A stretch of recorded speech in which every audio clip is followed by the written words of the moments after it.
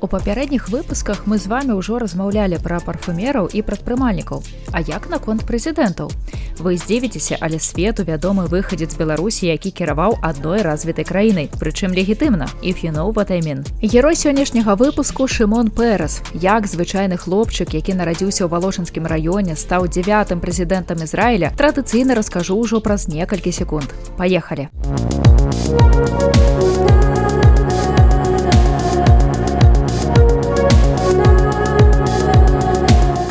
Вёска Вішнева вядома турыстам, якія аб'ездзілі мінскую вобласць. Тут пад Валожынам у 1923 годзе нарадзіўся будучы палітык і лаўрэат Нобелеўскай прэміі міру Шымон Перес. У роднай вёсцы сям'ю ведалі як перскіх. Бацька Шымона быў скупшчыкам дроў, займаўся пастаўкай тавару ў суседняй вёскі і з-за працы часта адсутнічаў дома. Таму хлопчык больш часу праводзіў з маці, якая працавала бібліятэкарам і настаўніцай рускай мовы. Яшчэ адной фігурай, якая моцна паўплывала на станаўленне будучага палітыка, стаў дзед па матчынай лініі Рабін Цві Мельцер. Ён добра ведаў габрэйскую сусветную літаратуру і заўсёды казаў Шымону: «Заставайся габрэем, заставайся чалавекам». Будзьце ўпэўненыя, унук прайшоў з гэтым дэвізам усё сваё жыццё. Пад уплывам дзеда Шымон нават пачаў пісаць вершы ў свае 4 гады. Але да асобы дзядулі мы яшчэ вернемся пазней.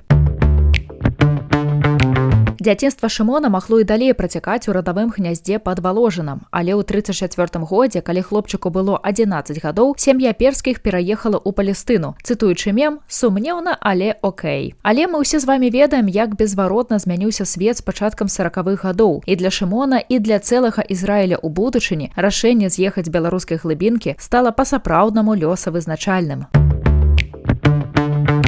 Такім чынам, сям'я Пересаў асела ў Тель-Авіве. Там Шымон скончыў гімназію і сельскагаспадарчую школу-інтэрнат. І ўжо ў гады вучобы будучы нобелеўскі лаўрэат пачаў актыўна цікавіцца палітыкай. У свае 25 гадоў Шымон Перес займаў вядучыя пасады ў міністэрстве абароны, а ў 53 годзе стаў генеральным дырэктарам абароннага ведомства. Перес фармаваў ізраільскую палітыку ў сферы закупак узбраенняў і стварэння абароннай прамысловасці. Што іранічна, ён ніколі не служыў у войску і не ўдзельнічаў у баявых дзеяннях. За гэтага Шымон ледзь не страціў сваю будучую жонку Соню Гельман. Дарэчы, дзяўчына родам з Ровенскай вобласці ўкраіны. Соня добраахвотна ўступіла ў брытанскую армію пасля пачатку Другой сусветнай вайны і не разумела нежадання свайго маладога чалавека служыць. Але не хвалюйцеся, нягледзячы на рознагалоссі, пара ўсё ж такі ажанілася ў 45-м годзе. У сям'і нарадзіліся 3 дзяцей. А Шымон Перес назаўжды застаўся цывільным у краіне, дзе служба ў войску і ваенныя подзвігі шанаваліся найвышэй. Гэта стала адной з прычын, чаму палітыка шмат хто лічыў чужым і незразумелым, прыкладна як муку ў драніках, а ўсё таму, што сапраўдны яго талент быў у дыпламатыі. І хаця Шымон Перес не браў у рукі зброю, вайна ўсё ж закранула яго сям'ю. Усе сваякі Пересы, якія засталіся ў Вішневе, у 41 годзе апынуліся ў гета і загінулі. Фашысты загналі іх у сінагогу і спалілі жыўцом. Сярод загінулых быў і дзядуля Шымона Рабін Мельцер, той самы, які навучыў унука пісаць вершы на іўрыце.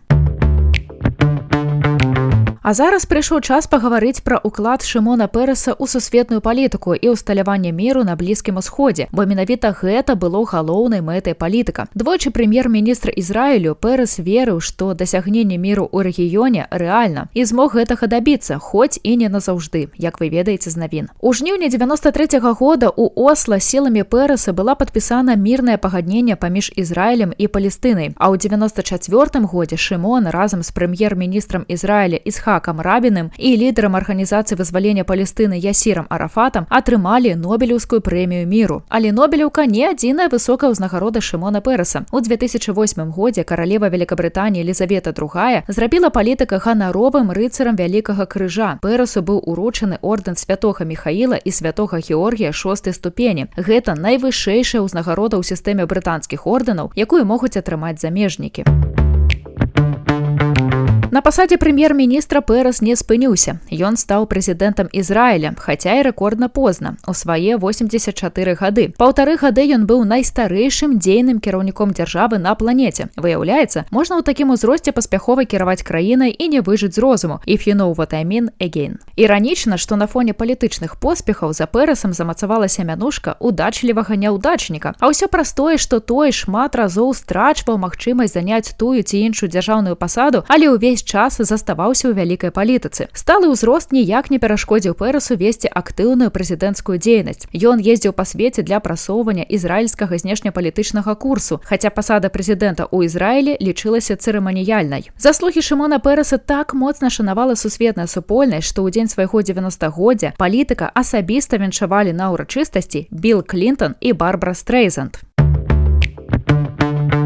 Не забыўся Шымон Пэрэс і пра сваю малую радзіму. У 92-м годзе ён наведаў вёску Вішнева, у якой нарадзіўся і вырас. Палітык пабываў на мясцовых абрыйскіх могілках і зазірнуў на магілу свайго дзеда. Мясцовыя жыхары, напэўна, да гэтага часу ў шоку ад візіту ізраільскага прэзідэнта, але з цягам часу прывыклі да павышанай увагі да сваёй вёскі. А пазней у Вішнева прыязджала і дачка Шымона, Цвія Вальден. Яна брала ўдзел у адкрыцці мемарыяльнай дошкі на хаце, дзе нарадзіўся яе знакаміты бацька. Шымон Пэрэс памёр ва ўзросце 93 гадоў у 2016 годзе. І нават пасля смерці ізраільскі прэзідэнт нёс карысць гэтаму свету. Пэрэс стаў донарам органаў. Яго рагавіца была перасаджана пацыенту, які чакаў трансплантацыі. Спадзяемся, гэты чалавек глядзіць на свет гэтак жа аптымістычна, як яго знакаміты донар.